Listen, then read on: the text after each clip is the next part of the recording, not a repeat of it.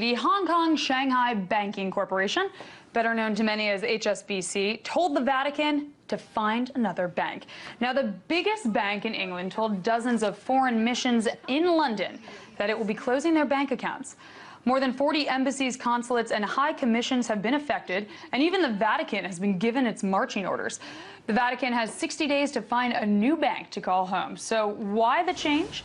According to a diplomatic source who spoke to the Daily Mail, HSBC allegedly feared being exposed to embassies after it was fined $2 billion by U.S. authorities earlier last year. Now, HSBC was accused of laundering money to drug cartels and terrorist organizations.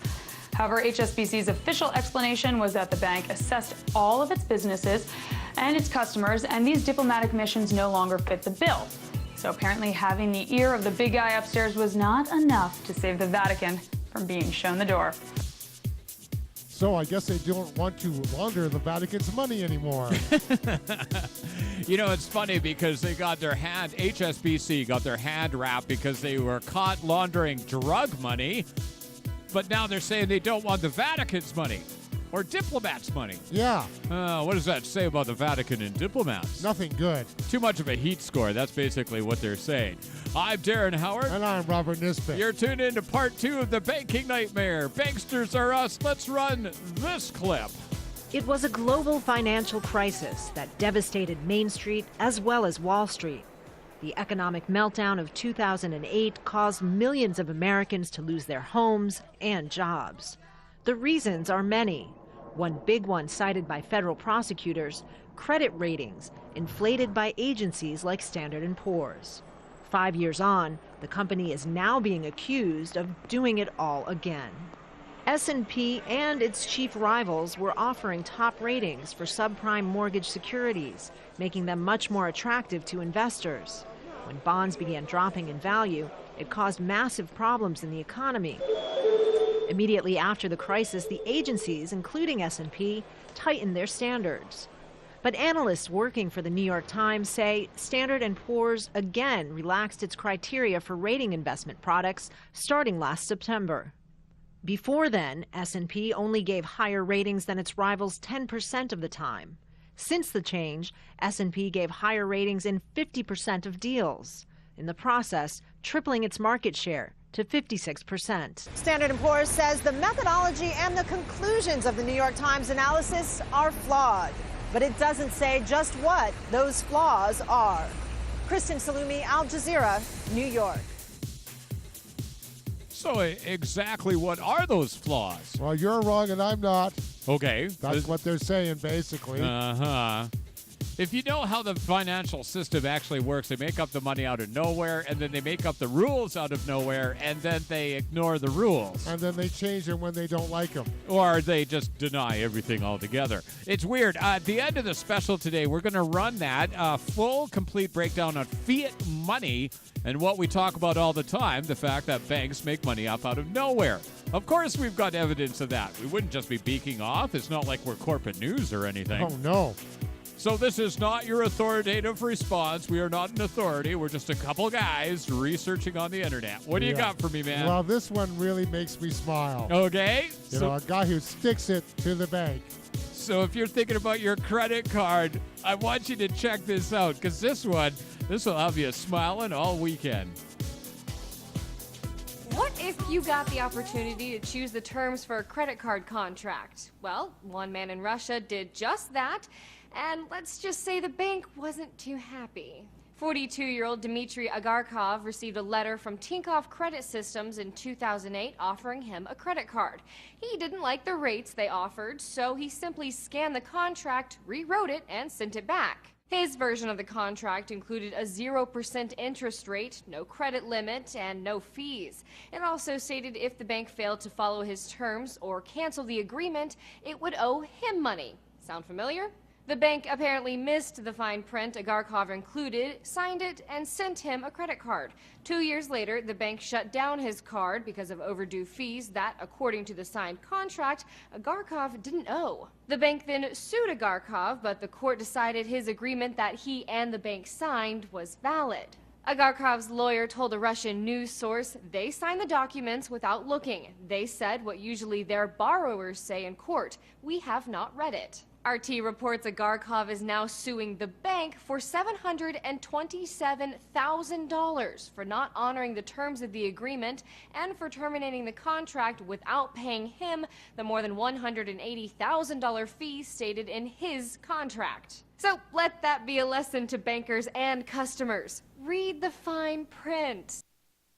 From the, oh, wow, that's so cool, and oh, wow. Oh, wow. That is just unbelievable. I mean, you sit there and you smile, and I get that smile, you know, that sore. You know, you hang around with friends and family all night long. You smile too much. Yeah. That give me that. Did you see the look on Tikov's face, the banker? The banker is just sitting there, and he is squirming because they're saying, well, we didn't read it. We don't know. We didn't read it. Yeah. Fine print being what it is. Well, they try and arrange things so we have to pay them. Yes. And apparently the whole world is $700 trillion in debt that they made up out of nowhere. Yeah, it's the derivatives bond market, whatever that is. Derivatives. We have a graphic of what actual derivatives are. It's a formula of nonsense, and it's so complex you know that it's BS. Even economists can't explain what they are. Yeah, but it's a bubble that's getting ready to burst and destroy the entire economy. Now, we talk about it all the time, and I've run this special on the end of a lot of clips just sort of to get people used to the fact that banks make money up out of nowhere. It's called a fiat money system, and it's factual. It's every central bank around the world uses this system, but people are going, well, they don't actually make money up out of nowhere. Yeah, they do. And this clip is taken from an awesome movie called The Four Horsemen. So it's on YouTube. We want you to check it out, but I want you to do your research and realize most loans officers don't even know their own banks make money up out of nowhere. Once upon a time, we used gold, or paper that represented safely stored gold, as money. It worked well for thousands of years, partly because gold is independent, and partly because it keeps its purchasing power. An ounce of gold buys you as much food, clothing, and energy as it did 50 or 150 or 1,550 years ago. Compare that to modern money, which seems to buy you less and less each year. 100 years ago, when the Federal Reserve Bank was formed, $1 would buy you this much oil. 50 years ago, it bought you this much. Now, it buys you this much. That's not very much, is it?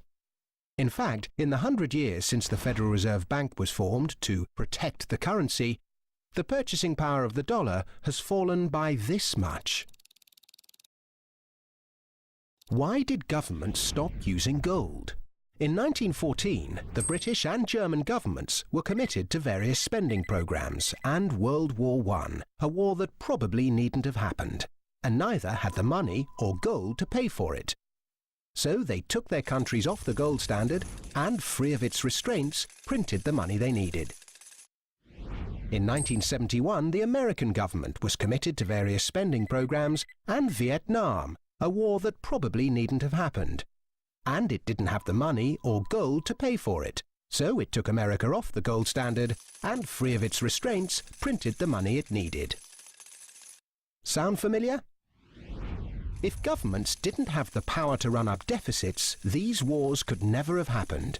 There wasn't the gold to pay for them. The bill is eventually paid by the people through the stealth tax that is currency devaluation by inflation.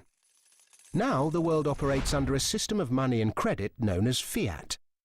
It's the law that what we use as money be money. The government and its banking agencies have the power to issue money, but no one else may do so. Unlike gold, of which there is a finite amount in the world, with this fiat system, there is no limit to how much money can be created, so inflation becomes inevitable.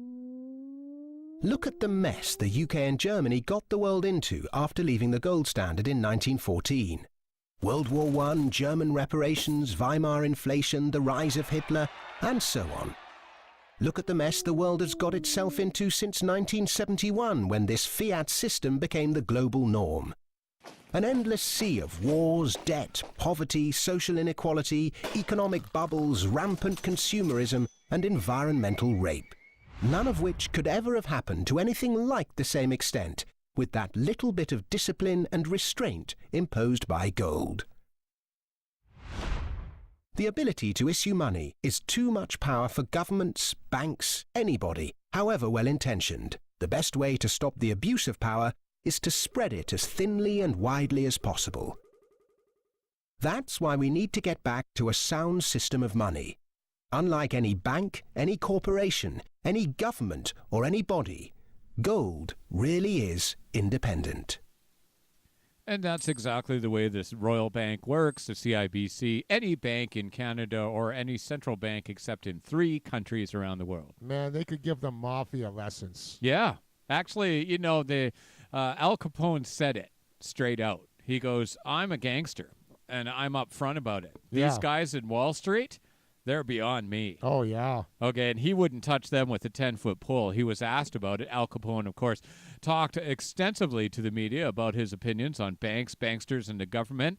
And he says, hey, at least I'm obvious about it. And they only got him on tax evasion. And why can't they get these guys on tax evasion? I know, see, but they just so happen not to get charged. And remember, the banks make the money up out of nowhere. They're bankrupting the world just for nothing at all. We need to stand against that. That's why we created the Municipal Sustainability Project. That's right. How's that for a segue? Not very good. At any rate, we are talking about the fact that we want to phase out oil and big finance out of the food production system and get it back to employing people. And that's why we created the Municipal Sustainability Project right here at Radio Free Canada. So, I'm Robert Nisbet. I'm Darren Howard. Robert's sitting there. He's going, yeah, this is cool. I'm enjoying it. Can't wait to talk to you guys next week. We'll have lots more great stories and more information for you. And we've got some documentaries coming up. Freeloaders is coming up. Warriors and Thieves is coming up. An expansion of the Municipal Sustainability Project on the way. And we're going to be taking a look at Idle No More and the controversy surrounding that movement. Yes, it is Radio Free Canada. I was going to say it again. I'm Darren Howard. You know, I'm Robert Nisbet. Well, sounds good anyway. I mean, we never tell people who we are anyway, right? You know it. It's Radio Free Canada. Thanks for tuning in. A lot of people think poverty is a problem for other people in other neighborhoods. But even if you or no one you know is ever affected by poverty, not doing anything about poverty is costing us all. British Columbia has the highest poverty rate in Canada. Not addressing this comes at a price. And this is what it looks like when we do the math. For starters, it costs us $1.2 billion per year to pay for the healthcare costs related to poverty. We've heard a lot lately about how we need to get tough on crime. But some crime could be prevented by reducing poverty, which is linked to crimes of desperation, low literacy rates, and living in unsafe situations. The poverty-related costs of crime in BC add up to $745 million per year. Then, there's the income that the poor might have earned from working, if they had access to better supports and training. Or the income that the working poor could have earned, if their jobs paid better wages. This is also a loss to our economy, to the collective wealth of our society. And it adds up to as much as $7.3 billion per year. Altogether, it works out to between $8 and $9 billion every year. This is a terrible deal. And the worst part of this is that it would cost us between $3 and $4 billion per year to put an effective poverty reduction plan in place. That's less than half of what poverty is costing us now. You don't have to be an economist to see that it costs more to keep people in poverty than it does to fix the problem. It's just simple math. Not for other people in other neighborhoods, but for all of us.